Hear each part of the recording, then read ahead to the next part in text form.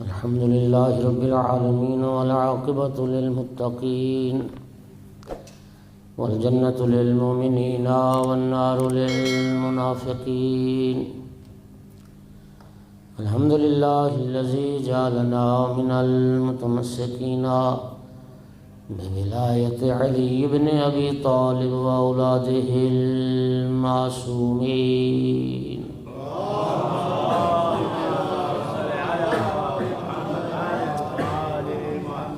الحمد لله الذي جعلنا من الباقين على سيدة نساء العالمين.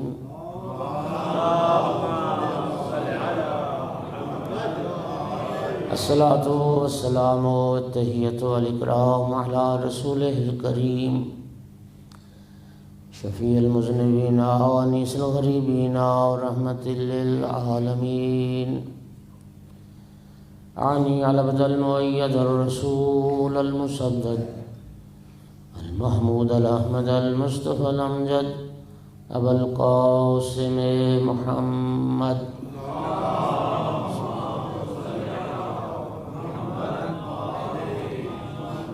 ثم الصلاة والسلام والتحية والإكرام على آله الطيبين الطاهرين المعصومين المنتجبين المنتخبين المظلومين، واللعنة الدائمة على أعدائهم ملعونين من يوم عداوتهم إلى قيام يوم الدين وبعد يوم الدين. أما بعد، فقال رسول الله صلى الله عليه وآله وسلم: فاطمة بضعة مني هي قرة عيني وثمرة فؤادي وبهجة قلبي، هي روحي التي بين جنبي، هي الحوراء الإنسية وسيدة نساء العالمين. صلوات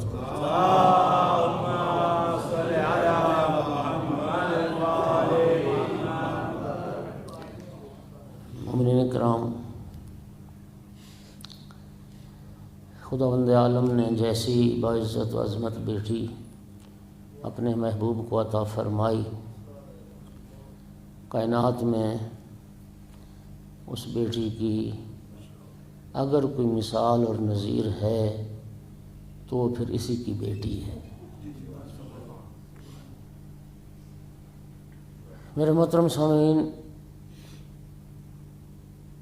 کتنی باعزت عظمت بیٹی کہ امام جعفر صادق علیہ الصلوۃ والسلام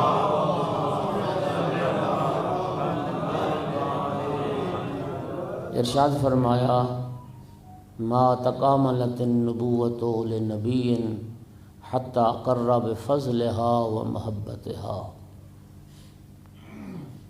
چھٹے امام کا ارشاد میں نے پڑھا ہے، فرماتے ہیں کسی نبی کی نبوت اس وقت تک کمال کو نہیں پہنچی، کسی نبی کی نبوت اس وقت تک مکمل نہیں ہوئی جب تک فاطمہ زہرا صلوات اللہ علیہا کی محبت اور فضیلت کا اقرار نہیں کر لی۔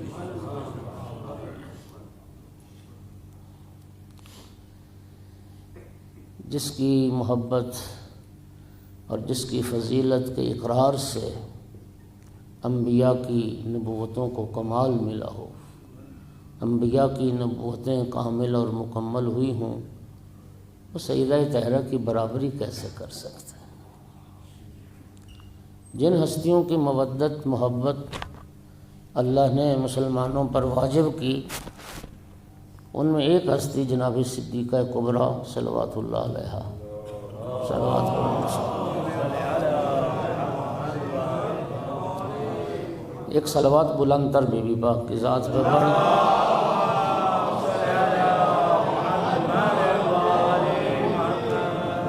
نبی کریم نے اپنی لخت جگر کو خطاب کر کے فرمایا: یا فاطمہ من صلی علیک غفر اللہ لہ والحقہ بی حیث کنت من الجنہ۔ فاطمہ بیٹی، جو شخص آپ پہ درود پڑھے گا اللہ اس کے گناہ معاف فرمائے گا اور قیامت کے دن جنت میں میری رفاقت نصیب کرے گا۔ اب مل کے ایک صلوات پڑھو غلام۔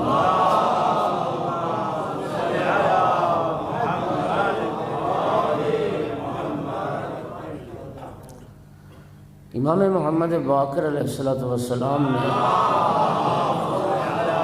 اپنی اس جدہ کے لیے فرمایا وَلَقَدْ كَانَ مَفْرُوضَ الطَّاعَةِ عَلَى جَمِيعِ مَنْ خَلَقَ اللَّهُ۔ پانچویں امام کا ارشاد ہے کہ خداوند عالم نے تمام مخلوقات پر ہماری جدہ صلوات اللہ علیہ کی اطاعت کو فرض کیا ہے، واجب کیا ہے۔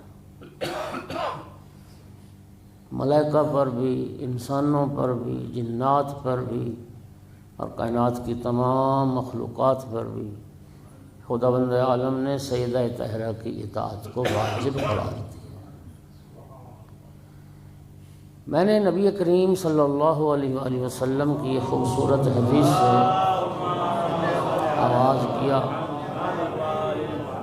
اور یہ جملہ بڑا معروف ہے، فاطمہ تو بضعۃ منی، فرمایا فاطمہ میرا حصہ ہے، فاطمہ میرا ٹکڑا ہے۔ یا قرۃ عینی، یہ میری آنکھوں کی ٹھنڈک۔ ثمرۃ فؤادی، یہ میٹھی میرا میوہ دل ہے۔ بہجۃ قلبی، میرے دل کی خوشی اور مسرت ہے۔ یا روحی التی بین جنبیا، میرے وجود میں جو روح چل رہی ہے وہ میری بیٹی فاطمہ زہرا۔ ہی الحوراء الانسیہ، اللہ کی اس کائنات میں انسانی شکل میں کوئی حور ہے تو میری بیٹی فاطمہ زہرا۔ وہی سیدۃ نساء العالمین، اور یہ میری بیٹی ہے جنہیں اللہ نے عالمین کی عورتوں کی سردار بنایا۔ چھٹے امام سے پوچھا گیا کہ قرآن پاک میں ملائکہ آتے تھے حضرت مریم سلام اللہ علیہ کے پاس، اور ملائکہ آ کے عرض کرتے تھے یا مریم ان اللہ، یا مریم ان اللہ اصطفاک وطہرک واصطفاک علی نساء العالمین۔ اے مریم، اللہ نے تمہیں چن لیا، اللہ نے تمہیں پاک و پاکیزہ بنایا ہے اور عالمین پر منتخب کر لیا۔ تو اس سے تو معلوم ہوا کہ جناب مریم سیدہ نساء عالمین ہے، اور نبی کریم نے فرمایا میری بیٹی فاطمہ سیدۃ نساء العالمین۔ تو ان دونوں باتوں میں پھر فرق کیا؟ سرکار نے ارشاد فرمایا اما مریم سیدۃ نساء اہل زمانہا، جناب مریم صرف اپنے زمانے کی عورتوں کی سردار ہیں، لیکن بنت پیغمبر سیدۃ نساء العالمین من الاولین والآخرین۔ بنت پیغمبر اولین کی بھی سردار ہیں، آخرین کی بھی سردار ہیں، خود مریم کی بھی سردار۔ سامعین گرامی قدر، خداوند عالم نے نبی کریم کی ذات کو دنیا کے انسانوں کے لیے اسوہ، نمونہ قرار دیا۔ لقد کان لکم فی رسول اللہ اسوۃ حسنہ لمن کان یرجو اللہ والیوم الآخر۔ اللہ تعالیٰ قرآن مجید میں فرما رہا ہے کہ یقیناً رسول اللہ کی جو ذات ہے وہ تمہارے لیے بہترین نمونہ عمل ہے۔ جو بندہ بھی اللہ کی ملاقات کی امید رکھتا ہے اور یوم آخر پر ایمان رکھتا ہے، اس کے لیے بہترین اسوہ اور بہترین نمونہ وہ نبی کریم صلی اللہ علیہ وآلہ وسلم کی ذات بابرکات ہے۔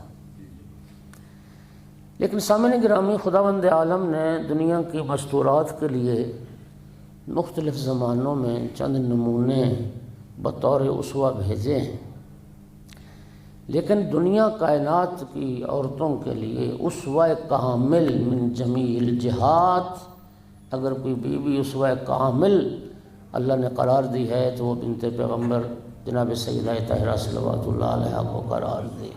ایک صلوات پڑھو۔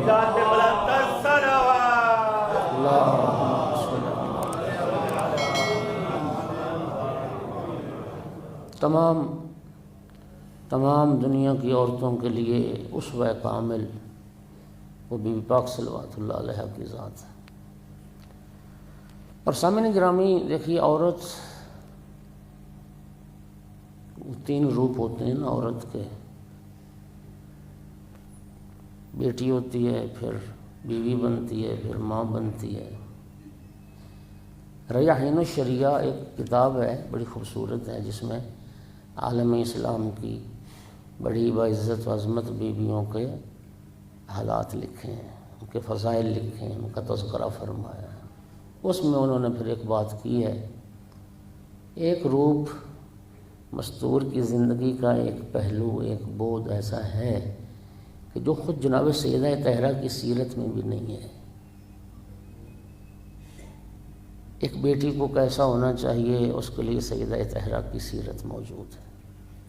ایک بیوی کو کیسا ہونا چاہیے، بی بی پاک صلوات اللہ علیہ کی سیرت موجود ہے۔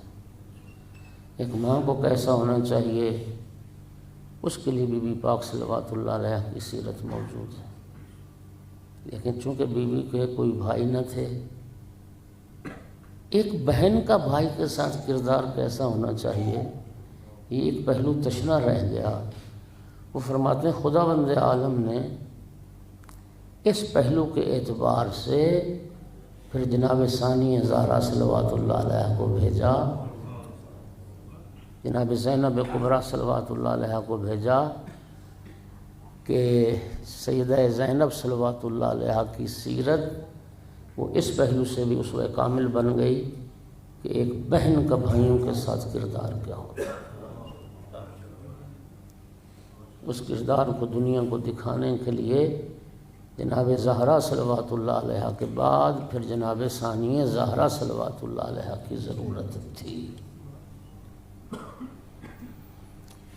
خدا کی قسم مومن، آپ مومنین خوش نصیب ہیں، قیامت کے دن جب سیدہ طاہرہ شفاعت فرمائیں گی اپنے محبوں کی۔ چھٹے امام کی ایک حدیث ہے، ذرا سنیے گا۔ یہ جو آپ پاک کے ایام میں سیدہ طاہرہ کے صف اعضاء پہ آتے ہیں اور یہاں کچھ وقت گزارتے ہیں، یہ قیامت کا دن آئے گا تو ان لمحات کی قدر و قیمت کا اندازہ ہوگا۔ سیدہ طاہرہ جب شفاعت فرمائیں گی اور محشر والے بی بی پاک کی اس عزت اور تکریم کو دیکھیں گے، چھٹے امام کا جملہ یود الخلائق لو کانوا فاطمیین، میدان محشر میں موجود ہر فرد اس وقت تمنا کرے گا کاش میں بھی فاطمی ہوتا، کاش میں بھی فاطمی ہوتا۔ سیدہ شفاعت کریں گی اور جن کا شفاعت کرنے والا کوئی نہ ہوگا، اس آیت کی تفسیر میں یہی حدیث لکھی ہے، فما کانوا لنا من شافعین، حسرت سے کہیں گے ہائے افسوس، آج ہماری شفاعت کرنے والا کوئی نہیں، آج ہماری شفاعت کرنے والا کوئی نہیں ہے۔ ہر فرد یہ تمنا کرے گا میدان قیامت میں کاش میں بھی فاطمی ہوتا، کاش میں بھی فاطمی ہوتا۔ آپ خوش نصیب ہیں کہ آپ فاطمی ہیں۔ میں عرض کر رہا تھا کہ جن ہستیوں کی مودت اللہ نے واجب کی ہے نا انسانوں پر، ان میں ایک سیدہ طاہرہ صلوات اللہ علیہ کی ذات ہے۔ جناب سلمان فارسی کو نبی کریم نے خطاب کر کے فرمایا، یا سلمان حب ابنتی فاطمہ ینفع فی مئۃ من المواطن، اے سلمان میری بیٹی فاطمہ زہرا کی محبت قیامت کے دن 100 مقامات پر فائدہ پہنچائے۔ سیدہ طاہرہ کی محبت 100 مقامات پر فائدہ پہنچائے۔ ایسر تلک المواطن الموت والقبر والحشر والمیزان والصراط، اور فرمایا ان 100 مقامات میں جو آسان ترین مقامات ہیں وہ یہ ہیں، موت کا مرحلہ، قبر کا مرحلہ، جب قبروں سے اٹھایا جائے گا، جب اعمال نامے تقسیم ہوں گے اور میزان کی منزل آئے گی، اور پھر پل صراط سے گزرنے کا موقع آئے گا، میری بیٹی فاطمہ زہرا کی محبت فائدہ پہنچے۔ پاک بی بی کی عظمت پہ بلند تر صلوات۔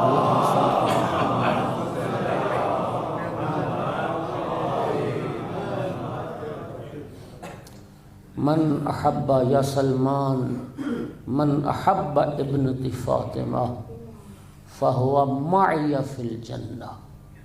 سبحان اللہ۔ جو میری بیٹی فاطمہ زہرا سے محبت کرتا ہے، رسول اللہ فرماتے ہیں وہ جنت میں میرا ساتھی ہو۔ اور یہ جو حدیث مبارک ہے نا، اس کو اہل سنت کے منابع میں بھی محدثین اہل سنت نے ذکر کیا ہے کہ رسول اللہ فرماتے ہیں المرء مع من احبہ، انسان کا حشر نشر اسی کے ساتھ ہوگا جس کے ساتھ وہ محبت کرتا ہے۔ آپ خوش نصیب ہو سیدہ طاہرہ اور سیدہ طاہرہ کے طاہر و مطہر خانوادے سے محبت کرنے والے۔ پھر فرمایا یا سلمان من رضیت عنہ ابنت فاطمہ رضیت عنہ ومن رضیت عنہ رضی اللہ عنہ۔ اے سلمان یاد رکھ، جس سے میری بیٹی فاطمہ راضی ہو گئی صلوات اللہ علیہ، اس سے میں راضی ہو گیا، اور جس سے میں راضی ہو گیا اس سے اللہ راضی۔ ومن غضبت علیہ ابنت فاطمہ غضبت علیہ ومن غضبت علیہ غضب اللہ علیہ۔ اور جس پر سیدہ غضبناک اور ناراض ہو گئی اس پر میں غضبناک اور ناراض ہو گیا، اور جس سے میں غضبناک ہو گیا اس سے اللہ غضبناک ہو۔ اللہ تعالیٰ کی جو رضا ہے وہ سیدہ طاہرہ کی رضا میں پوشیدہ ہے۔ آپ مرضی سے جس کو کہتے رہے فلاں سے بھی اللہ راضی ہوا اور فلاں سے بھی اللہ راضی ہوا، رسول اللہ کی حدیث مبارک ہے۔ اب جو حدیث پڑھنے لگا ہوں اس اہل سنت کے منابع میں لکھا گیا حدیث کو، نبی کریم کی کتنی واضح اور صراحت کے ساتھ حدیث ہے، ان اللہ یغضب لغضب فاطمہ ویرضا لرضا۔ اللہ اس پر غضبناک ہوتا ہے جس سے بطول غضبناک ہو جائے، اور اللہ اس سے راضی ہوتا ہے جس سے بطول راضی ہو جائے۔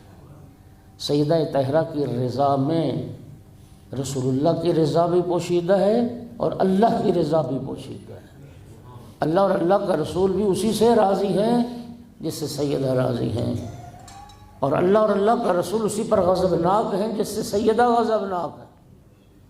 اب بخاری کو پڑھ لیجئے اور مسلم کو پڑھ لیجئے کہ بی بی نے کس کس کو کہا کہ میں گواہ رہنا میں تم پر ناراض دنیا سے جا رہی ہوں اور غضبناک دنیا سے جا رہی ہوں۔ صلوات پڑھ دو محمد والے محمد۔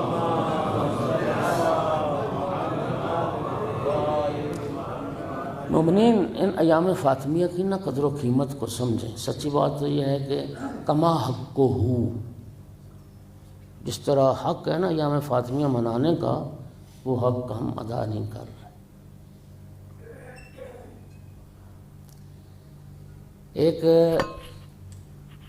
ایران کے ایک اہل منبر ہیں، وہ نقل کرتے ہیں کہ رہبر معظم آیت اللہ العظمیٰ سید علی خامنائی، ان کے حضور محضر میں مجلس تھی وہاں ان کے گھر، تو میں نے رہبر معظم سے ایک سوال کیا، آغا آپ کی کیا رائے ہے کہ بنت پیغمبر کی شہادت کی کون سی تاریخ معتبر ہے آپ کی نگاہ میں؟ 75 دن والی روایت زیادہ معتبر ہے یا 95 دن والی روایت زیادہ معتبر ہے؟ آغا خامنائی نے فرمایا تمہیں تاریخ سے کیا لینا دینا، لیکن ایک بات یاد رکھو، اللہ چاہتا ہے کہ حسین کی ماں کا ذکر زیادہ ہو، خدا چاہتا ہے سیدہ طاہرہ کی عزاداری برپا کی جائے، سیدہ طاہرہ کی سوگواری کو منایا جائے۔ اور الحمدللہ آپ نے دیکھا ایران میں مراجع نے سلسلہ شروع کیا، پر آہستہ آہستہ ہو تو رہا ہے لیکن جو حق ہے وہ نہیں ہو پا رہا۔ آیت اللہ آپ جانتے ہیں ہمارے زمانے کے تھے، آیت اللہ العظمیٰ سید محمد رضا گل پائیگانی، وہ فرماتے تھے کہ امام حسین علیہ السلام کی عزاداری کی طرح امام بی بی پاک صلوات اللہ علیہ کی عزاداری کو منایا جائے۔ اور پھر ایک جملہ فرماتے تھے کہ امام حسین علیہ السلام کی جو عزاداری ہے وہ تولا ہے، اور بی بی پاک صلوات اللہ علیہ کی جو عزاداری ہے یہ تولا بھی ہے اور یہ تبرہ بھی ہے۔ لہذا ہمارے علماء بزرگاں اس عزاداری کو بہت اہمیت دیتے تھے، بہت اہمیت دیتے تھے۔ ہر مومن کو چاہیے کہ کم از کم ایام فاطمیہ میں اپنے گھر میں سیدہ طاہرہ کی صف عزا بچھائے، ایک بار ضرور سوگواری عزاداری کا اہتمام کرے، چونکہ ہم سب امیدوار ہیں بنت پیغمبر کی شفاعت کے۔ خدا گواہ ہے اور ہمارے نامہ اعمال میں ہے ہی کیا، امیر المومنین کی پاک ولا سیدہ طاہرہ کی اور اولاد سیدہ کی عزا اور اس خاندان کی محبت، یہی ہماری بخشش کی امیدیں ہیں، اور ان کی امید پہ ہم یہ انشاءاللہ یقین رکھتے ہیں کہ سیدہ کی شفاعت ہمارے شامل حال ہوگی۔ ایک صلوات پڑھیے سارے بلند آواز۔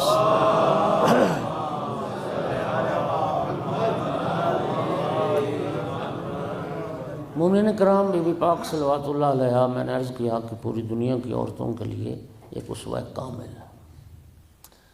مومنین، ہم یہ جو جس زمانے میں ہم زندگی گزار رہے ہیں، روایات میں اس کو قرب قیامت کا زمانہ کہا گیا ہے، اور ہر آنے والا دور گزشتہ دور سے بدتر ہے۔ نبی کریم کی ایک حدیث مبارک، خیر القرون قرنی، بہترین زمانہ میرا زمانہ ہے، اور پھر جو زمانہ میرے زمانے کے جتنا قریب ہے وہ آنے والے زمانے سے بہتر ہے۔ مجھ سمیت جتنے بزرگان بیٹھے ہیں، جب اپنے بچپنے یا اپنے لڑکپن یا اپنی نوجوانی کو یاد کرتے ہیں تو سب کہتے ہیں یار وہ زمانہ بڑا اچھا تھا، ساتھ دو میرا، ایسا ہے نا یار، وہ بڑا اچھا دور تھا، وہ بڑا اچھا دور جو گزر گیا۔ ہر کوئی اس دور کو اچھا سمجھتا ہے موجودہ دور سے۔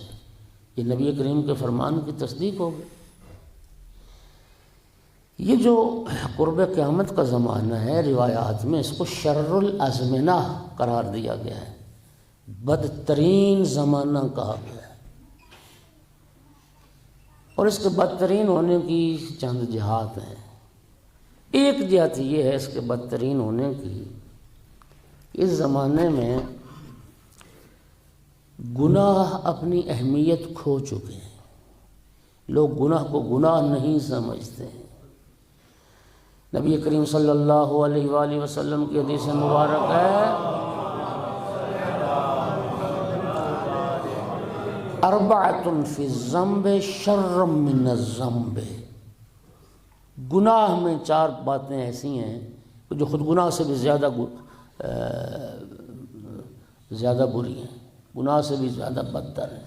گناہ میں چار بات، پہلی بات نبی کریم نے یہ فرمایا کہ گناہ کو جو معمولی سمجھے، گناہ کو معمولی سمجھنا خود گناہ سے بھی زیادہ بدتر ہے۔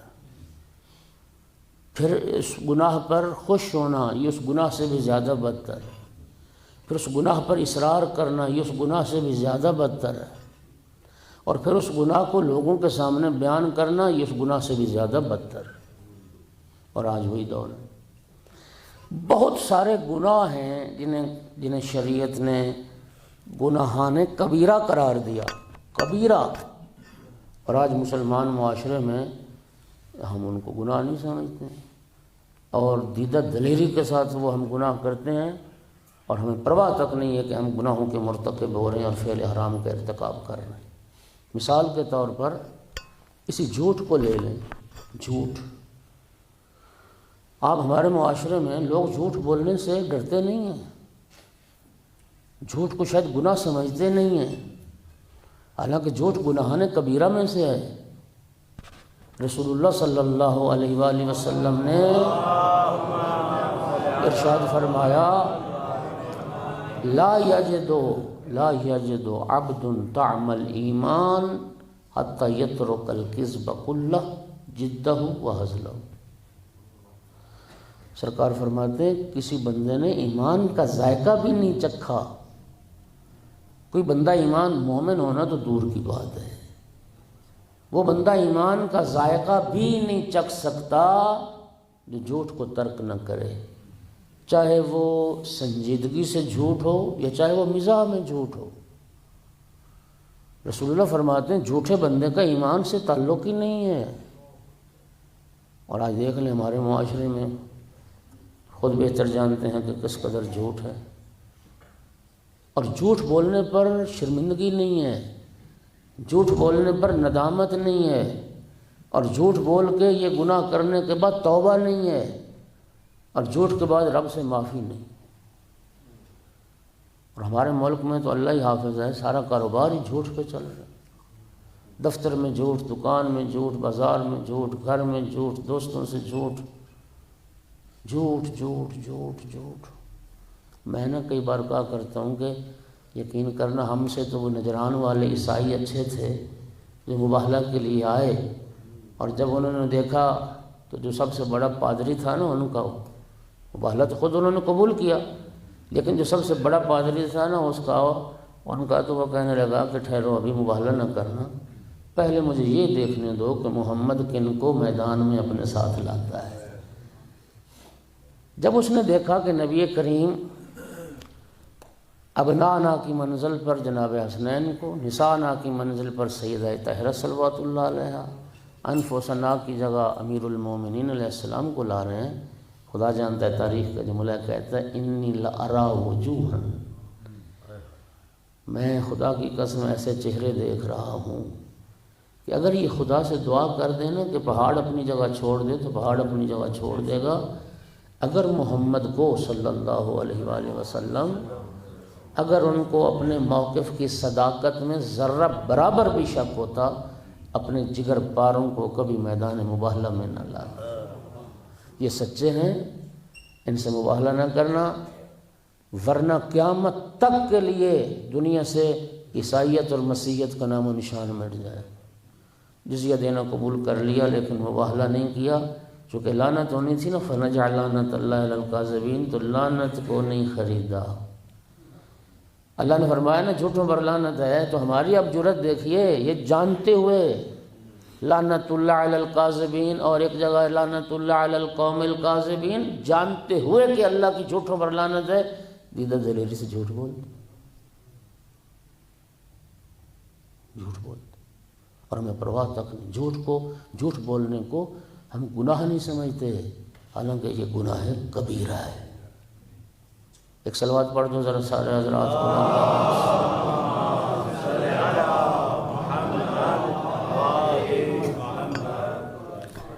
سارے دنیا جھوٹ بولے، جن کے امام جھوٹے ان کے پیروکار بھی جھوٹے ہوں، ہمیں اس سے پرواہ نہیں ہے، لیکن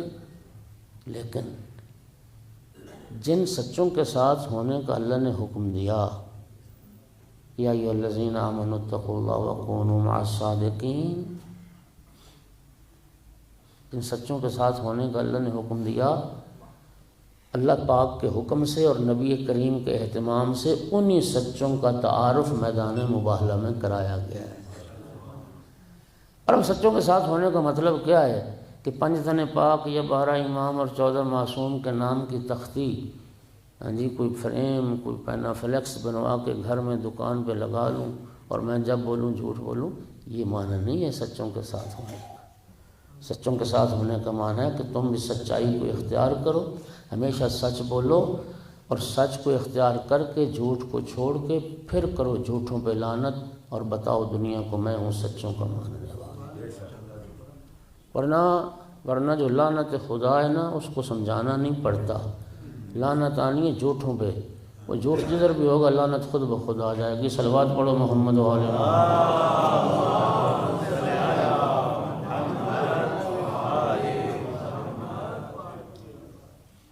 میں بہت سارے گناہ ہیں، ان میں ایک گناہ آج کل جو گھر گھر کا مسئلہ ہے وہ ہے کہ والدین کی نافرمانی کو اب اولاد گناہ نہیں سمجھتی، حالانکہ والدین کی نافرمانی بھی گناہ کبیرہ میں سے ہے۔ سیدہ طاہرہ کی تو عظمت ہی بہت ہے۔ میں ذمہ داری سے حدیث پڑھ رہا ہوں کہ نبی کریم نے فرمایا اللہ نے ماں باپ کی رضا میں اپنی رضا کو پوشیدہ کر رکھا ہے۔ جس اولاد سے اس کے ماں باپ راضی ہو گئے نا، رسول اللہ فرماتے ہیں اس سے اللہ بھی راضی ہو۔ گھر گھر کا مسئلہ ہے، جوان اولاد ہے ماں باپ کا کہنا ہی نہیں مانتی۔ ماں باپ کی اطاعت واجب ہے اور ماں باپ کی نافرمانی حرام ہے، کبیرہ گناہ ہے، لوگ اس کو گناہ نہیں سمجھتے۔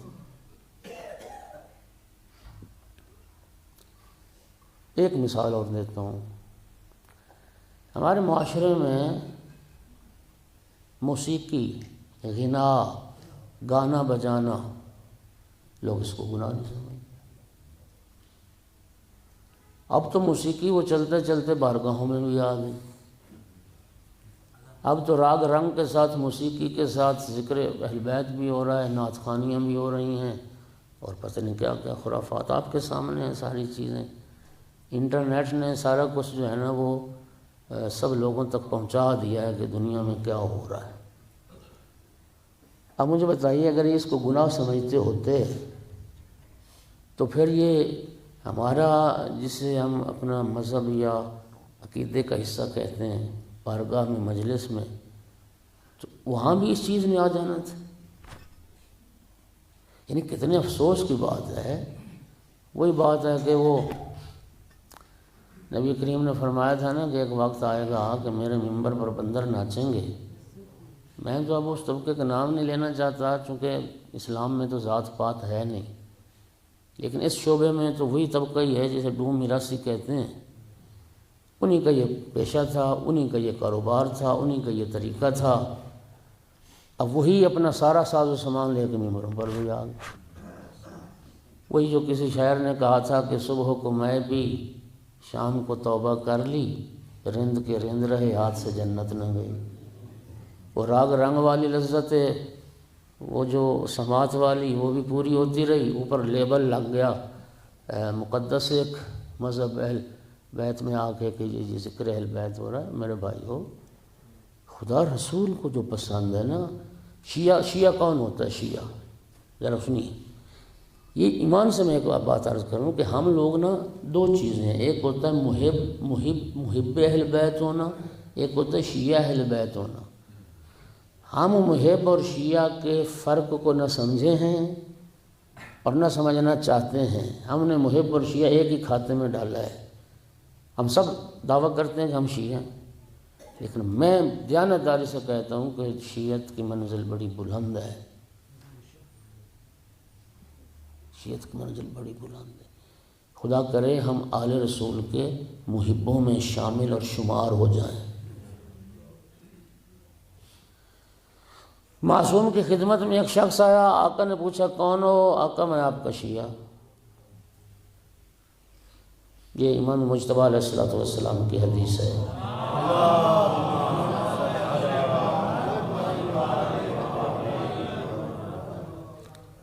سرکار نے فرمایا ان کنت تعمل بما امرناک وتنتہی عما زجرناک عنہ فانت من شیعتنا۔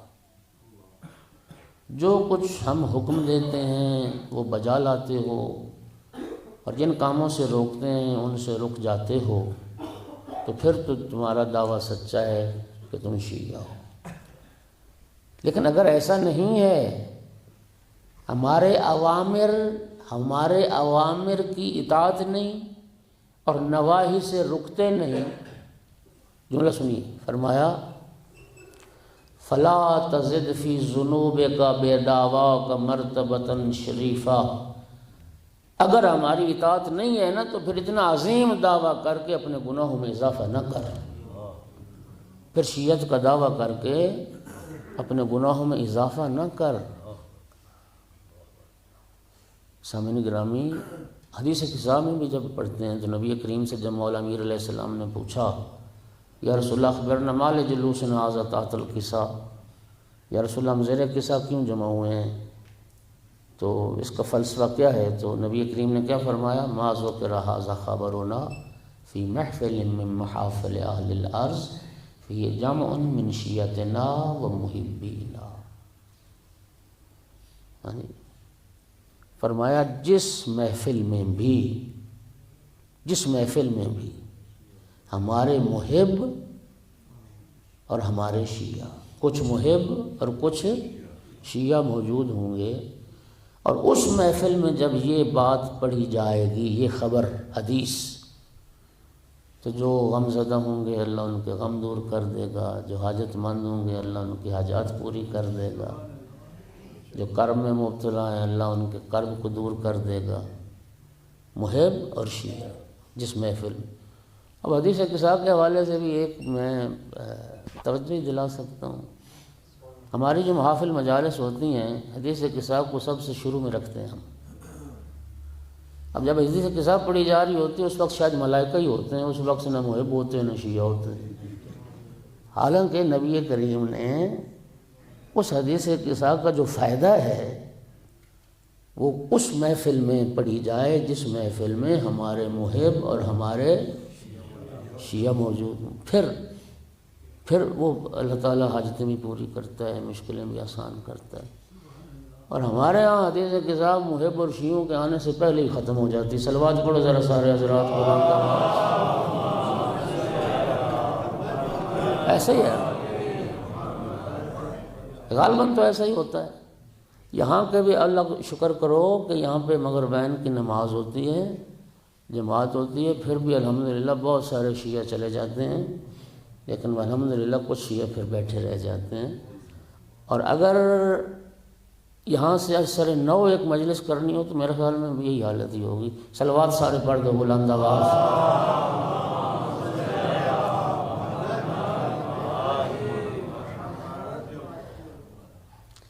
عبدالحمید مہاجر ایک نجف اشرف کے عالم دین ہیں، اور وہ جتنے اچھے لکھاری ہیں اس سے زیادہ اچھے وہ خطیب بھی ہیں۔ صدام کے دور میں نا وہ ہجرت کر کے شام چلے گئے، انہوں نے بی بی پاک صلوات اللہ علیہا کی عظمت پر ایک کتاب لکھی، 10 جلدوں میں، بڑی خوبصورت کتاب ہے، اور اس کا نام رکھا اعلم انی فاطمہ۔ یہ جو جملہ ہے نا یہ بی بی پاک کے اس خطبہ فدق کا جملہ ہے، اعلم انی فاطمہ، جان لو کہ میں فاطمہ ہوں۔ اس میں عبدالحمید مہاجر نے جب بحث کی ہے نا اس پر کہ محب اور شیعہ میں کیا فرق ہوتا ہے، تو ایک لمبی بحث کے بعد جو انہوں نے نتیجہ سمجھایا وہ بچہ بھی سمجھے گا، ایک سطر کا نتیجہ ہے کہ محب اور شیعہ میں کیا فرق ہے۔ لکھتے ہیں کہ محبت اہل بیت جمع اطاعت اہل بیت، نتیجہ شیعہ اہل بیت۔ نعرہ تکبیر، اللہ اکبر، نعرہ رسالت، نعرہ حیدری، محمد وآل محمد بلند الصلوات۔ اللہم صلی علی محمد وآل محمد۔ اہل بیت رسول کی محبت کے ساتھ جب اطاعت آ جائے تو پھر شیعت کا مقام آ جاتا ہے۔ وہ ایک اور ہمارے اہل منبر نے اس کو اور بڑا سادہ اور آسان بیان کیا۔ محب کون ہوتا ہے؟ جو اہل بیت کو مانے، اور شیعہ وہ ہوتا ہے جو اہل بیت کی مانے۔ صلوات پڑھ دو محمد و آل محمد۔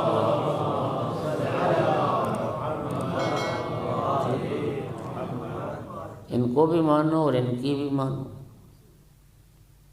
ان کو تو مانتے ہیں لیکن ان کی میں آ کے نا گڑبڑ ہوتی ہے، پھر وہاں نا ہماری اپنی جو خواہش نفس ہے، جو میں چاہتا ہوں، تو وہ زیادہ اس کا دخل ہو جاتا ہے، پھر ہم بھول جاتے ہیں اس بات کو کہ اللہ کیا چاہتا ہے، اللہ کا رسول کیا چاہتا ہے، جی پھر اس کو بھول جاتے ہیں۔ حالانکہ شیعت وہ ہے۔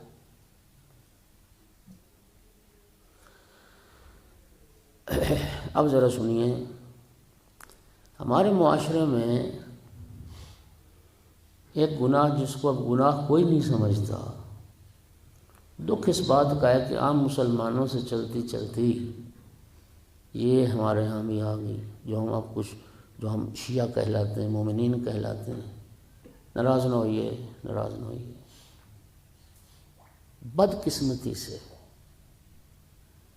یہ گناہ پوش گھرانے، امیر کبیر لوگ جو خوشحال ہیں مالی اعتبار سے،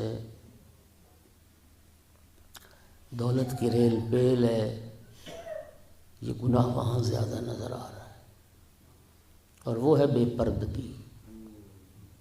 بے پردگی یعنی اس زمانے میں لوگ پردے کو ڈکیا نوسیت سمجھتے ہیں۔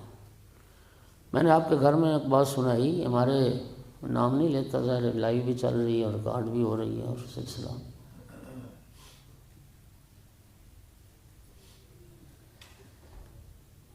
ایک بے نظیر دور میں صوبائی وزیر رہے ہیں ہمارے سید ہیں،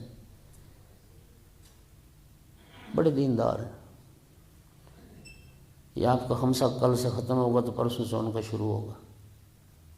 خود مجھے انہوں نے بات سنائی، ان کے بیٹے کے لیے یہاں پہ کسی گھر میں رشتہ ہوا اسلام آباد میں، بڑے جاگیردار ہیں، وہ بھی بہت ہائی فائی کلاس کے لوگ، لیکن متدین۔ کہنے لگے وہ رشتہ دیکھنے کے لیے جب ہم گھر گئے تو میری بیوی وہ پرانا برقع پہنتی، وہ نہیں ہوتا ٹوپی والا برقع جسے کہتے تھے، ٹوپی والا برقع، وہ پہنتی ہے برقع، وہ برقع پہن کے آئی۔ وہ جو بہو دیکھنے آئے، اس بہو کے ماں باپ نے رشتہ دینے سے انکار کر دیا، صرف اس لیے کہ اس زمانے میں بھی تو یہ برقع پہنتی۔ جس گھر میں اتنی پردے کی پابندی ہوگی تو ہماری بیٹی وہاں کیسے گزارا کرے گی؟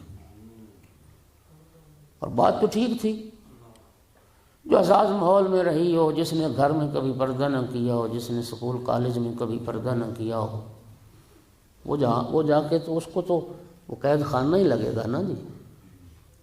اور آج دیکھ لیں بے پردگی، لوگ گناہ نہیں سمجھتے، صرف بے پردگی تو ہوتی مسئلہ نہیں تھا، یہ بے پردگی اس وقت آتی ہے جب افراد خانہ جو مرد ہوتے ہیں ان کی غیرت کا جنازہ جب نکل جاتا ہے، پھر بے پردگی آتی ہے۔ مرد بے غیرت بنتا ہے تو بے پردگی آتی ہے۔ مرد کی غیرت ختم ہوتی ہے، باپ کی غیرت ختم ہوتی ہے تو بے پردہ بیٹی کو اجازت دیتا ہے باہر جانے کی۔ شوہر کی غیرت ختم ہوتی ہے تو بے پردہ بیوی کو باہر نکلنے کی اجازت دیتا ہے۔ بھائیوں کی غیرت ختم ہوتی ہے تو بے پردہ بہنوں کو باہر نکلنے کی اجازت دیتا ہے۔ آپ پوچھ لیں، علماء سے پوچھ لیں، ایک مستور، آپ جانتے ہیں کہ مستور عربی میں کس کو کہتے ہیں؟ مستور، چھپی ہوئی، جو پردے میں چھپی ہو نا اسی کو مستور کہتے ہیں۔ مرد کے لیے نا عورتین شرمگاہ دو، اگر وہ چھپی ہوں نا تو نماز ہو جائے گی، لیکن عورت مستور جو ہے شریعت کیا کہتی ہے؟ اس کا پورا بدن عورت ہے۔ یہ کلائی سے ہاتھ اور چہرہ ننگا رکھنے کی شریعت اجازت دیتی ہے، باقی سارا بدن نماز میں اس کا ڈھکا ہونا چاہیے۔ میں شرعی ذمہ داری سے یہ مسئلہ عرض کر رہا ہوں، ایک مستور گھر میں تنہا پچھلے کمرے میں اندر، کوئی محرم غیر محرم دیکھنے والا نہیں ہے، وہ اللہ کے حضور اللہ کی بندگی کے لیے اگر حاضر ہوئی ہے اور اس کے بال نظر آ رہے ہیں یا باریک دوپٹہ ہے ایسا کہ جس سے بال نظر آتے ہیں، یا اس کے کلائی سے اوپر کوئی بازو نظر آ رہا ہے، اس کی نماز باطل ہے، باطل ہے نماز۔ تو مجھے بتائیے کہ جو پروردگار ایک بد حجاب، بے حجاب تو نہیں ہے نا، حجاب تو ہے کچھ نہ کچھ، بد حجاب عورت کی حاضری اپنی بارگاہ میں قبول نہیں کرتا، وہ اللہ کیسے راضی ہو جائے گا کہ عورت بازاروں کی زینت بن جائے؟ ننگے سر، مخلوط ہمارا تعلیمی نظام ہو گیا ہے، ننگے سر بیٹیاں، جوان بیٹیاں، خدا کی قسم شرم آتی ہے کہ جب ہم دیکھتے ہیں کہ مسلم معاشرہ، مسلمان رہتے ہیں اس ملک میں، کلمہ رسول کو پڑھنے والے، اور بے پردگی، اور احساس تک نہیں ہے، ضمیر مردہ ہو گئے ہیں، اور اتنے مردہ ہو گئے ہیں کہ ایسی باتیں سننے والوں سے، کرنے والوں سے لوگ نفرت کرتے ہیں۔ بلکہ ایک شخص نے کہا استغفر اللہ ربی واتوب الیہ، خدا مجھے معاف کرے، نقل کفر نہ بھائی۔ اس نے کہا تھا کہ جس دین اسلام کی تم بات کرتے ہو نا مولوی، یہ اس زمانے کے تقاضوں کو پورا ہی نہیں کرتا یہ اسلام، اس اسلام پہ چلا نہیں جا سکتا کما آپ کو، جس طرح تم اس زمانے میں کہتے ہیں اسلام ناکافی ہے، اس پہ نہیں عمل ہو سکتا۔ انا للہ و انا الیہ۔ حالانکہ یقین فرمائیے ایک عورت کی جو قدر و قیمت ہے نا وہ اس کے حجاب میں ہے، ایک مستور کی قدر و قیمت اس کے حجاب میں۔ سیدہ طاہرہ کی کنیز ہو، نبی کریم نے پورے صحابہ کی محفل میں، بھری محفل میں سوال کیا صحابہ کرام سے کہ ایو شیء خیر للمرأہ، کہ تم بتاؤ کہ ایک عورت کے لیے بہترین چیز کیا ہے؟ تو بعض لوگوں نے مختلف جوابات دیے، لیکن نبی کریم نے کسی جواب کو پسند نہ فرمایا۔ یہ سوال چلتے چلتے جب سیدہ طاہرہ صلوات اللہ علیہا تک پہنچا گھر میں، بچوں نے جا کے یہ سوال گھر بتایا۔ نبی کریم جب سیدہ طاہرہ صلوات اللہ علیہا کے گھر تشریف لائے، اس وقت بنت پیغمبر نے عرض کی بابا اگر اجازت ہو تو اس سوال کا جواب میں دوں۔ سرکار نے فرمایا بتاؤ فاطمہ بیٹی۔ تو عرض کی بابا جان خیر للمرأہ اللہ ترا رجلا ولا یراہ رجل، بابا جان ایک عورت کے لیے بہترین عمل یہ ہے کہ وہ کسی غیر محرم مرد کو نہ دیکھے اور کوئی غیر محرم مرد بھی اس کو نہ دیکھے۔ اس کا جو پردہ ہے وہ سب سے بہتر۔ خدا کی قسم روایت کہتی جب نبی کریم نے جواب سنا تو سرکار نے خوش ہو کے جملہ فرمایا کہ ایسا جواب صرف میری بیٹی فاطمہ ہی دے سکتی ہے، اور فاطمہ کیوں نہ دے؟ ایک وہ موقع تھا جب فرمایا فاطمہ کیوں نہ جواب دے، فاطمہ تو بذت منی، فاطمہ تو میرا حصہ ہے، فاطمہ تو میرا ٹکڑا ہے، ایسا جواب صرف میری بیٹی دے سکتی۔ میرے محترم سامعین، بی بی پاک صلوات اللہ علیہ کی ذات دنیا کی عورتوں کے لیے اسوہ ہے، اور جناب سیدہ صلوات اللہ علیہ کی ذات میں جو بہترین ایک نمونہ عمل ہیں بی بی، وہ بی بی پاک صلوات اللہ علیہ نے دنیا کی عورتوں کو پردہ سکھایا ہے۔ بی بی پاک صلوات اللہ علیہ کے گھر سے پردہ نکلا ہے۔ دین اسلام نے عورت کو یار کتنی اہمیت دی، عورت کے حجاب کو اور عورت کی آبرو کو اور عورت کے وقار کو۔ توجہ کیجئے کہ احکام شریعت میں مردوں کے مقابلے میں بعض احکام شریعت میں عورت کے لیے تبدیلی کی گئی ہے، مرد بازار میں چلے جہاں مرضی چلے، شریعت کہتی عورت کو اگر مجبوراً بازار جانا پڑے تو وسط میں نہ چلے بازار کے، یا دائیں طرف چلے یا بائیں طرف چلے۔ شریعت کہتی ہے کہ عورت پردے میں بھی ہو، پردے میں بھی عورت جا رہی پردے میں بھی، مرد کے لیے مکروہ ہے اس کی طرف دیکھنا، ننگے چہرے دیکھنا تو حرام ہے، غیر محرم پر نگاہ کرنا حرام ہے۔ اور شریعت نے جو پردہ قرار دیا پہلی جو قسم ہے پردے کی وہ نظر کا پردہ ہے۔ یہ جو کہا جاتا ہے نا صرف عورتوں کے لیے پردہ، یہ بھی غلط فہمی ہے، مردوں کے لیے بھی پردہ ہے، عورتوں کے لیے بھی پردہ ہے۔ اور پہلا مرحلہ جو ہے وہ نظر کا پردہ ہے، اور نظر کا پردہ قرآن نے دونوں کے لیے لازم قرار دیا، مرد کے لیے بھی عورت کے لیے بھی۔ قُل لِّلْمُؤْمِنِينَ يَغُضُّوا مِنْ أَبْصَارِهِمْ وَيَحْفَظُوا فُرُوجَهُمْ، اے محبوب مومن مردوں سے کہہ دو کہ اپنی نظروں کو جھکا کے رکھیں، اپنی شرمگاہوں کی حفاظت کریں۔ اور یہ پردہ اہل ایمان مستورات کے لیے بھی، وَقُل لِّلْمُؤْمِنَاتِ يَغْضُضْنَ مِنْ أَبْصَارِهِنَّ وَيَحْفَظْنَ فُرُوجَهُنَّ، اور مومن عورتوں سے بھی کہہ دو کہ وہ بھی اپنی نظریں جھکا کے رکھیں، اپنی شرمگاہوں کی حفاظت کریں۔ اور یہاں پہ آپ دیکھ لیں کہ اب تو اللہ معاف کرے، اسلام کے نام پر جی وجود میں آیا ہے پاکستان، اور وہ کتبہ اٹھا کے کھڑی ہے میرا جسم میری مرضی۔ اور خدا کے بندو جب کلمہ پڑھ لیا نا تو پھر میری مرضی کہاں رہے گی، پھر تو اللہ کی مرضی چلے گی۔ کلمہ پڑھنے کا مطلب یہی ہوتا ہے نا، لا الہ الا اللہ، کہ میں حاکمیت اللہ تعالیٰ کی کو تسلیم کرتا ہوں۔ اللہ کے بعد سرکار دو عالم صلی اللہ علیہ وآلہ وسلم نبی کریم کی ذات ہے جو میرے تمام امور زندگی پر جن کی حاکمیت ہے، اور محمد رسول اللہ کے بعد علی ولی اللہ جس ولایت جو کہتے ہو وہ یہی ہے کہ میں اقرار کرتا ہوں کہ رسول اللہ کے بعد میری زندگی پر اور میرے تمام معاملات پر علی اور اولاد علی کی حکمرانی ہے، ان کی حکومت ہے۔ مرضی کرنی تھی تو پھر کلمہ کیوں پڑھا؟ مرضی کرنی تھی تو کلمہ کیوں پڑھا؟ کلمہ پڑھنے کا مطلب یہ ہے کہ اب تیری مرضی ختم، اب خدا و رسول کی مرضی چلے گی، آل رسول۔ صلوات پڑھ دو محمد و آلہ۔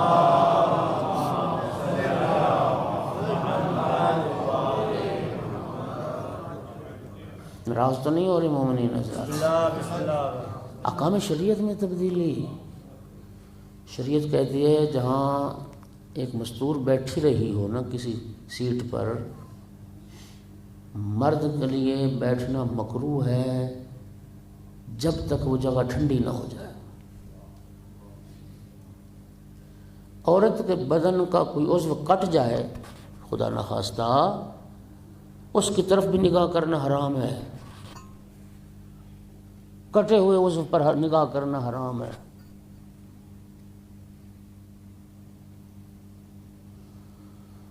سامعین گرامی، یہ شرعی مسئلہ عرض کر رہے ہیں، یہ جو ہمارے ہاں تو خیر عورت کو تو خدا کی قسم مغربی تہذیب کی تقلید میں مغرب والوں نے آزادی کا کیا نعرہ لگایا، عورت کی آزادی کا۔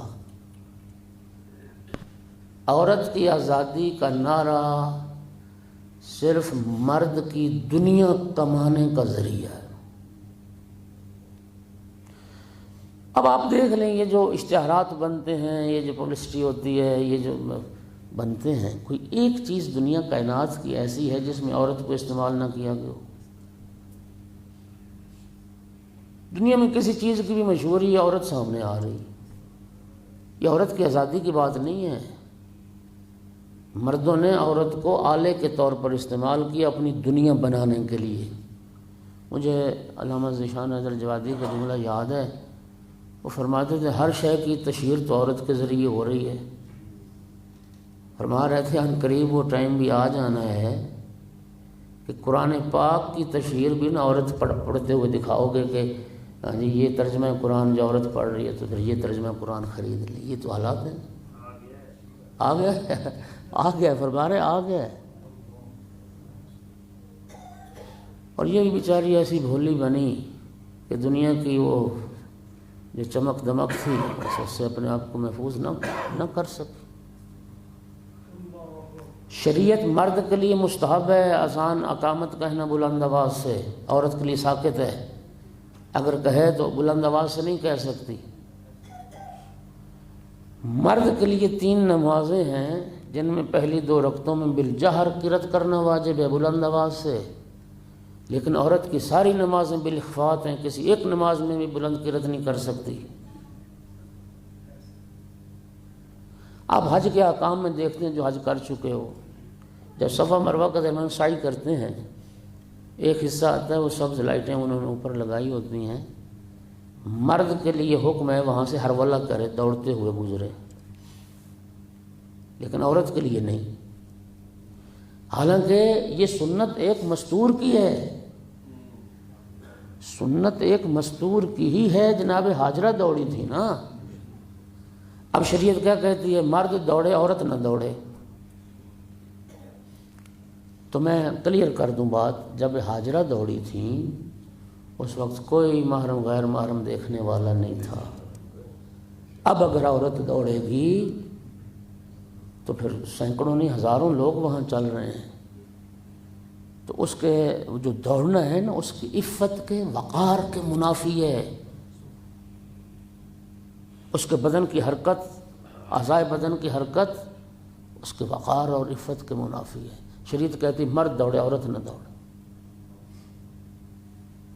مومنین احکام میں تبدیلی عورت کے لیے کی گئی. مرد کے لیے استحباب ہے مسجد میں آ کے نماز پڑھے. محلے کی مسجد، پھر شہر کی مسجد، پھر جامع مسجد، پھر جیسے جیسے مسجد بڑی ہوتی جائے گی ثواب بڑھتا جائے گا. لیکن عورت کے لیے شریعت کیا کہتی؟ مسجد المرأۃ بیتھا، عورت کی مسجد عورت کا گھر ہے. یعنی جو اجر و ثواب ایک عورت کو مسجد میں جا کر نماز پڑھنے کا ملے گا، نبی کریم فرماتے اپنے گھر میں پڑھے اللہ وہی ثواب عطا کرے گا. اللہ وہی ثواب عطا کرے گا. یہ سارے احکام کس لیے؟ تاکہ عورت کی عفت، پاکیزگی، پاک دامنی وہ محفوظ رہے. اگر تھکے نہ ہوں تو ایک صلوات ذرا بلند آواز سے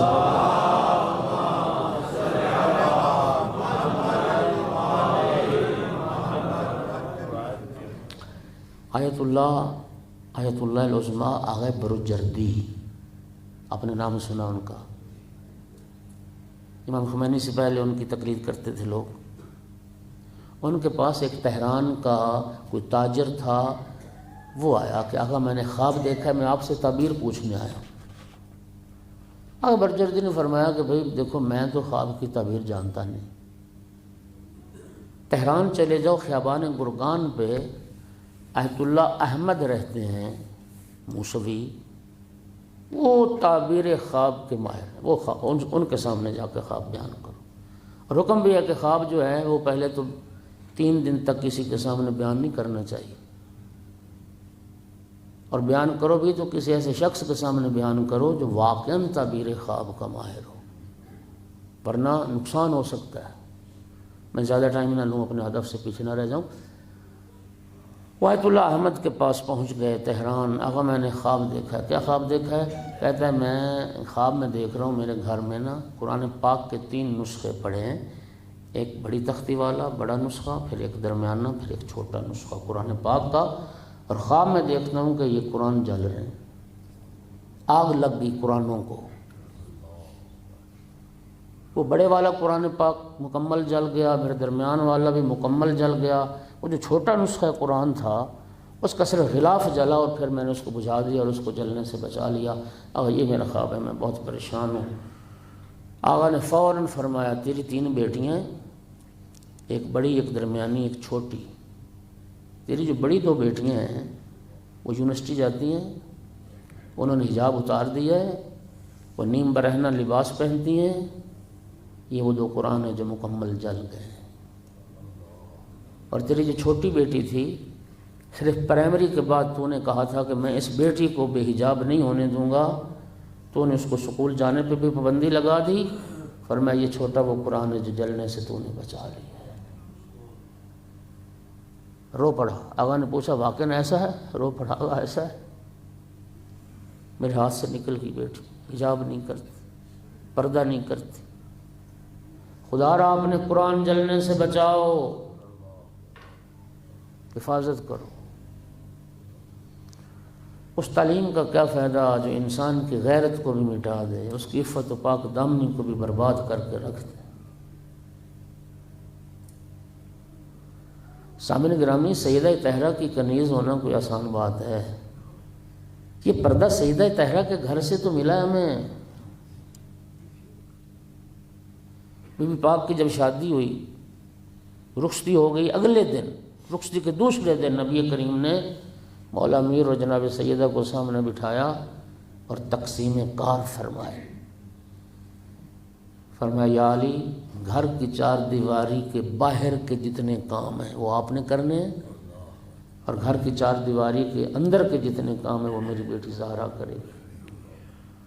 بخدا قسم روایت پڑھ رہا ہوں، بی بی پاک فرماتی ہیں جب میرے بابا نے گھر کے اندر کے کام میرے ذمہ لگائے اور باہر کا کوئی کام میرے ذمہ نہ لگایا، سیدہ فرماتی ہیں اس وقت اتنی خوشی مجھے ہوئی کہ میری اس خوشی کو صرف میرا خدا جانتا ہے. اللہ کا شکر کیا، میرا اللہ شکر ہے تیرا کہ میرے بابا نے گھر سے باہر کا کوئی کام میرے ذمہ نہیں لگا.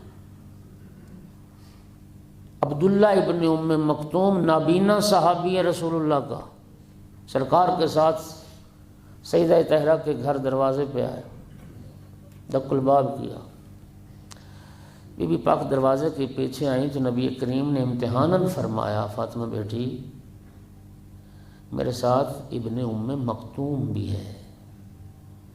عرض کی بابا جان پہلے میں حجرے میں چلی جاتی ہوں، پھر آپ تشریف لائیے۔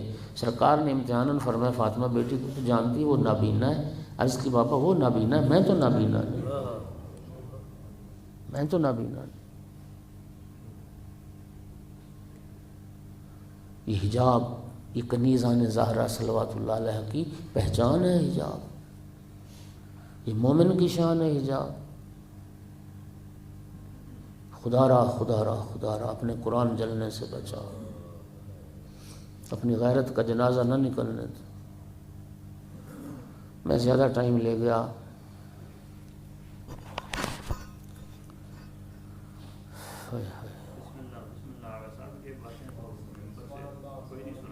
اللہ تعالیٰ آپ کو جزائے خیر عطا فرمائے۔ پاک بی بی ذات بلند تر صلوات۔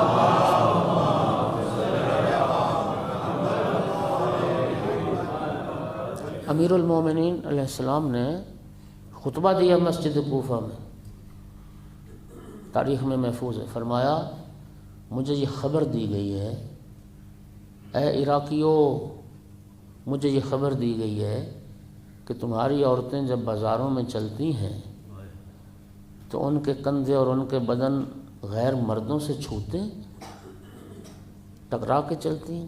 کہاں چلی گئی تمہاری غیرت؟ کیا ہو گیا تمہاری غیرت کو؟ ام المومنین جناب ام سلمہ نے پوچھا تھا نبی کریم سے، یا رسول اللہ مردوں کے لیے جہاد کا اجر ہے، ثواب ہے، ہاں جی، غازی بنتے ہیں، شہید بنتے ہیں، اور ہم عورتیں رہ گئی گھر کا کام کرنے اور بچوں کو سنبھالنے اور شوہرداری کے لیے، خدا کی قسم حدیث مبارک ہے۔ سرکار نے فرمایا تمہارا گھر رہ کے خانہ داری کرنا، بچوں کو سنبھالنا، شوہرداری، یہ مردوں کے راہ خدا میں جہاد کرنے سے بڑھ کے اجر و ثواب۔ امرأۃ صالحہ، چھٹے امام کی حدیث ہے، امرأۃ صالحۃ خیر من الف رجل غیر صالح۔ اللہ اکبر، ایک صالح مستور، ایک نیک خاتون 1000 غیر صالح مرد سے بھی افضل، 1000 غیر صالح مرد سے بھی افضل۔ بی بی پاک صلوات اللہ علیہ یہ پردہ اسی گھر سے نکلا۔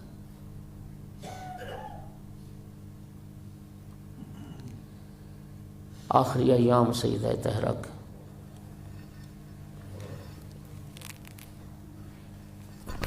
اسما سے فرمایا ایک دن، اسما ایک درد ہے جو مجھے کھائے جاتا ہے، ایک بات ہے جو مجھے پریشان رکھتی ہے، اور وہ بات کیا ہے اسما؟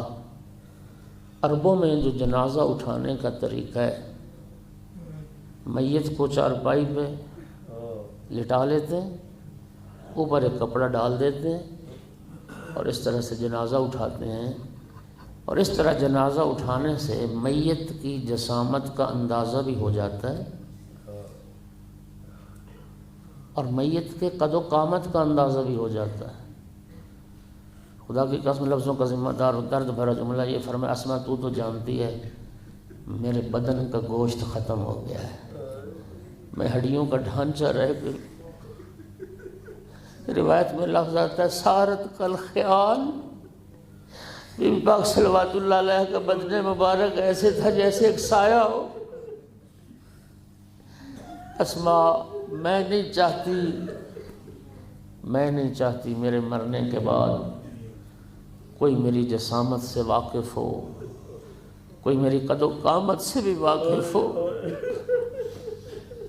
اس وقت جناب اسما نے عرض کی، اے بنت پیغمبر، میں جب حبشہ میں تھی جناب جعفر طیار کے ساتھ 15 سال حبشہ میں رہی، تو وہاں جب عورتوں کا جنازہ اٹھتا تھا تو وہ عورتوں کا جنازہ تابوت میں اٹھتا تھا۔ نبی زادی نے فرمایا اسما مجھے نا وہ تابوت بنا کر دکھاؤ۔ جناب اسما نے کھجور کی 4 تر شاخیں منگوائیں اور بی پاک کے سامنے 4 پائی کے جو پائے تھے ان کے ساتھ 2 شاخیں باندھیں اور اوپر دونوں سرے جوڑ دیے۔ ایک محراب بن گیا ادھر، دوسرے پاؤں کے ساتھ 2 شاخیں باندھ کے سرے جوڑ دیے، محراب بن گیا، اوپر ایک لمبی چادر ڈال دی۔ بخدا قسم لفظوں کا ذمہ دار ہوں، بابا کی رحلت کے بعد سیدہ طاہرہ کو کسی نے مسکراتے نہیں دیکھا۔ جب تابوت بنا کے دکھایا نا جناب اسما نے، یہ پہلا موقع آیا سیدہ طاہرہ کے چہرے پہ مسکراہٹ آئی۔ فرمایا اسما میرا جنازہ اٹھانا تو ایسے ہی میرا تابوت بنانا، ایسے تابوت میں میرا جنازہ اٹھے۔ میں نہیں چاہتی کوئی میرے قد و قامت سے بھی واقف ہو، میری جسامت سے بھی واقف ہو۔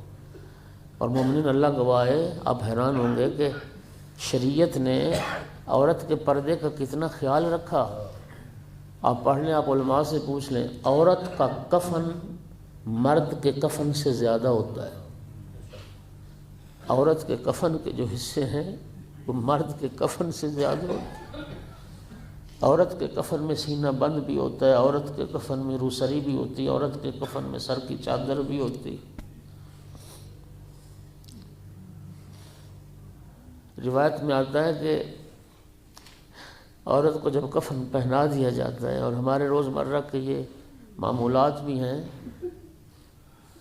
پھر کچھ عزیز و اقارب آتے ہیں نا تو پھر کہتے ہیں جی غیر لوگ ذرا دور ہو جائیں جو رشتہ دار نہیں ہیں تاکہ وہ آ کے منہ دیکھ لیں۔ ملائکہ اس وقت ہنستے، زندگی میں کسی محرم غیر محرم کی پرواہ نہ کی، اب اس کے بدن کو کفن میں چھپایا جا رہا۔ مومنین کرام، یہ پردہ سیدہ طاہرہ کے گھر سے چلا۔ جناب ثانیہ زہرا صلوات اللہ علیہا جو خطبہ پڑھا نا یزید کے دربار میں، حمد و ثناء پروردگار کے بعد جانتے ہو کہ پہلا جو دکھ بھرا جملہ تھا جناب ثانیہ زہرا کا وہ کیا تھا؟ یزید ملعون کو خطاب کر کے میری آقا زادی نے فرمایا تھا امن العدل یبدت لکا تخدیروں کا حرائرہ کا و اماق و سوق کا بنات رسول اللہ سبایا۔ اے ہمارے آزاد کردہ لوگوں کی اولاد، بتا کیا تیرا یہی عادل ہے؟ تیری کنیزیں پردے میں بیٹھے، رسول کی بیٹیاں ننگے سر دربار و بازار، نبی کی بیٹیاں ننگے سر دربار و بازار میں۔ قد حدقت ستورہن وابدیت وجوہہن، اے یزید ملعون تو نے ہمارے سروں سے چادریں چھین، تو نے ہمارے چہرے ننگے کر دیے۔ ہم جہاں بھی جاتے ہیں لوگوں کا رش لگ جاتا ہے، تماشائیوں کی بھیڑ جمع ہو جاتی ہے، اور بدماش لوگ اشارے کر کر کے پوچھتے علی کی بڑی بیٹی کون ہے، علی کی چھوٹی بیٹی۔ اجرکم علی اللہ، اجرکم علی اللہ۔ اور کتنا محبوب تھا یہ پردہ، کتنا محبوب تھا یہ پردہ، اجرکم علی اللہ۔ شام غریبہ، مولا حسین علیہ السلام کی شہادت کے بعد جب خیام کو آگ لگی ہے، میری آقا زادی سروں سے چادریں چھن گئیں، آل رسول کے اموال لوٹے گئے، ننگے سر نبی زادیاں میری آقا زادی مولا سجاد کے پاس آئیں۔ سجاد بیٹا آنکھیں کھول، سجاد بیٹا ہمارے سروں سے چادریں چھن گئی اور خیام کو آگ لگ چکی، سجاد بیٹا بتا اب کیا کریں، جل کے مر جائیں یا ننگے سر باہر نکل جائیں؟ اجرکم علی اللہ۔ سننا کیا فرمایا مولا نے، یا امتی انت بحمد اللہ عالمت غیر معلم۔ پھوپھی اماں آپ بفضل خدا عالم ہے غیر معلم ہے، آپ نانا کی شریعت کو جانتی ہیں۔ پھوپھی اماں ایسا کرو کہ خاک کربلا کو سر میں ڈالو، خاک کربلا کا پردہ بناؤ، علیکن بالفرار، جل مرنا حرام ہے، خیموں سے باہر نکل۔ اجرکم علی اللہ۔ علامہ اختر عباس قبلہ النجفی نے اپنی مجلس میں فرمایا تھا، سیالکوٹ مجلس ہو رہی تھی، میں مجلس میں موجود تھا، انہوں نے فرمایا کہ جب بی بی مسئلہ شریعت جانتی تھی تو مولا سجاد علیہ السلام سے پوچھا کس لیے تھا؟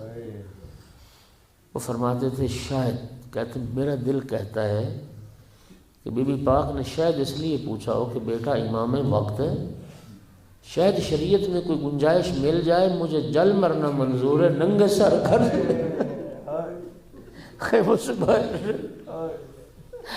اور آل محمد کو یہ پردہ کتنا محبوب تھا۔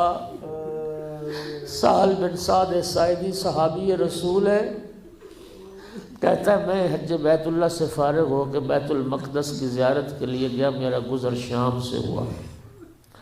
کہتا ہے میں جس دن شام پہنچا، شام میں جشن کا سماں تھا، ڈھول بج رہے تھے، لوگوں کے بھڑکیلے لباس تھے، بازار سجے ہوئے تھے، بازاروں کی آئینہ بندی کی گئی تھی۔ سال کہتا ہے میں نے ذہن پہ زور دیا کہ آج مسلمانوں کی کوئی عید نہیں ہے۔ میں نے ایک شامی سے پوچھا کہ تمہارا کوئی خاص تہوار ہے اہل شام کا؟ شامی کہتے تم اجنبی معلوم ہوتے ہو۔ کہا میں تو مدینے کا رہنے والا ہوں، یہاں سے گزر رہا تھا۔ شامی کہتا ہے آسمان گر پڑتا، زمین پھٹ جاتی، تعجب نہ ہوتا۔ اے صحابی رسول تجھے پتہ نہیں آج نبی زادیوں کو قید کر کے یزید کے دربار میں پیش کیا جا رہا ہے؟ امام حسین کا اور اصحاب حسین کے سر کاٹ کے لائے گئے ہیں اور یزید کے دربار میں پیش کیے جا رہے ہیں، اور یہ ان نبی زادیوں کا استقبال ہو رہا ہے، قیدیوں کا استقبال ہو رہا ہے۔ سال کہتا ہے میں تڑپ کے رہ گیا، کیسے بے حیا لوگ ہیں، رسول زادیاں قید ہو کے آ رہی ہیں اور یہ شام کے لوگ جشن منا رہے ہیں۔ میں نے پوچھا کس دروازے سے لایا جا رہا ہے ذریت رسول کو؟ مجھے بتایا کہ باب الساعات سے لایا جا رہا ہے۔ سال کہتا ہے میں باب الساعات پر پہنچا، عجیب منظر تھا، ڈھول بج رہے تھے، لوگ بھنگڑے ڈال رہے تھے، لوگ ناچ رہے تھے، نبی زادیوں کا استقبال ہو رہا تھا۔ کہتا میں نے کیا دیکھا، سب سے پہلے کچھ نیزے جن پہ کچھ سر سوار تھے وہ بازار میں داخل ہوئے۔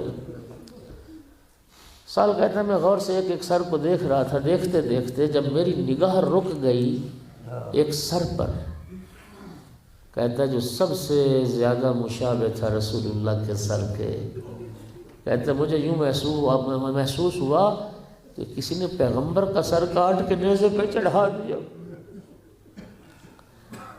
ان سروں کے بعد کچھ بے پالان اونٹ تھے جن پہ کچھ بیویاں اور بچے سوار تھے۔